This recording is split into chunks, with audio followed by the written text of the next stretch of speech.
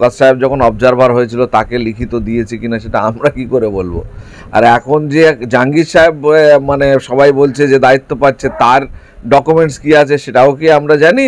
সুতরাং এই বিষয়গুলো ওদের পার্টির অভ্যন্তরীণ ব্যাপার। এগুলো যে ভাঙড়ে জাহাঙ্গীর খান দায়িত্ব পাওয়ার পরে যেভাবে একের পর এক উত্তপ্ত, হ্যাঁ, যারা এখন বর্তমানে চালাচ্ছে তাদের বর্তমানে যে সাম্রাজ্য তারা বানিয়েছে, লুটের সাম্রাজ্য, সেই সাম্রাজ্য তাদের বেহাত হয়ে যেতে পারে বা অন্য কেউ এসে সেখানে ভাগিদারি ফলাতে পারে, সেই কারণে এই সমস্যা হচ্ছে।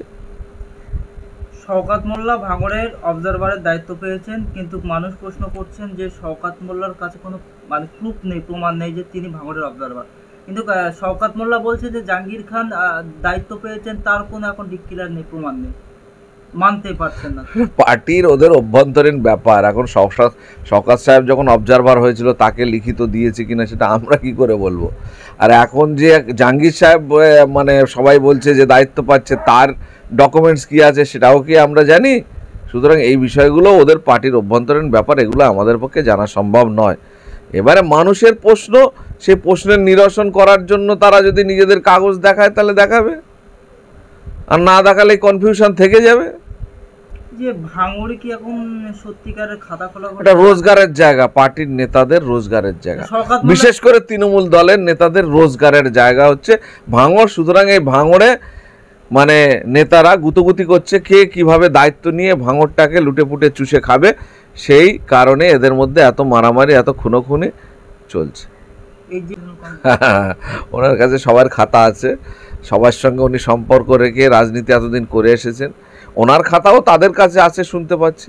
সবাই সবার খাতা খুলুক, আর পশ্চিমবঙ্গের এই ভাঙড় যে ভাঙড়ে আছে সেখানেই পড়ে থাকুক। রাজনীতির নেতারা যদি নিজেদের মধ্যে এই ধরনের কাদা ছোড়াছড়ি, মারপিট, দাঙ্গা, খুনোখুনিতে মানে ব্যস্ত থাকে, তখন সাধারণ মানুষের যে স্বার্থে যে রাজনীতি, সাধারণ মানুষের জন্য যে পলিটিক্স, সেই পলিটিক্স ব্যর্থ থেকে যাবে এবং সাধারণ মানুষ ভাঙড় যে অন্ধকার আছে সেই অন্ধকারের জায়গায় থেকে যাবে। এই ধরনের যে সমাজের কাছে একটা খারাপ বার্তা যে ভাঙড়ে সবসময় মানে একটা অশান্তির পরিবেশ, একটা উৎকণ্ঠার পরিবেশ, সেই পরিবেশটা অ্যাকচুয়ালি মানে ক্রিয়েটেড, অর্থাৎ শাসক দল তার নেতা নেতৃত্বরা কন্টিনিউয়াসলি সেটা তৈরি করছেন এবং সেটাকে জিইয়ে রাখছেন নিজেদের স্বার্থে।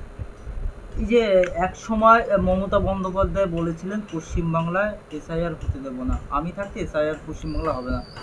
রিসেন্ট ভাঙড়ে মিথ্যা কথা, দ্বিচারিতা। ভাঙড়ে তৃণমূল কংগ্রেসের নেতারা রাজনৈতিক মঞ্চ থেকে বলেছিলেন যে এসআইআর আবার কি, কে থাকবে ওদের কাছে জিজ্ঞেস করো, ওদের কাছে জিজ্ঞেস করতে হবে যে 70,000 এই এসআইআর এর কর্মী, 70,000 এসআইআর করার যে অফিসার, তাদেরকে রাজ্য সরকার কেন দিল, প্রথম প্রশ্ন।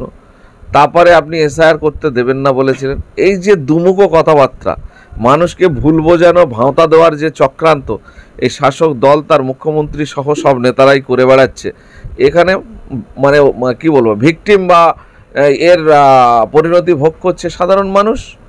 আজকে সাধারণ মানুষ তৃণমূলকে ভরসা করে ভোট দিয়ে সরকার এনেছে, মানুষের কাছে বারে বারে বলে বেরিয়েছে আন্দোলন করতে হবে না, এসআইআর আমরা এখানে করতে দেবো না। কারণ যেই সেন্ট্রাল গভর্নমেন্টের পক্ষ থেকে নির্বাচন কমিশনার যখনই প্রেস বিবৃতি দিয়ে দিলেন, সঙ্গে সঙ্গে মানে এসআইআর করার অফিসার রেডি করে দিলেন। আমরা কেরালাতে দেখেছি যে বিধানসভাতে বিল পাস করিয়েছে, এখানে বিল পাস করা তো দূরের কথা, বলার সঙ্গে সঙ্গে কর্মী রেডি। আবার এইদিকে মানুষকে ভুল বোঝানোর জন্য বলে যাচ্ছে যে আমরা এসআইআর করতে দেবো না।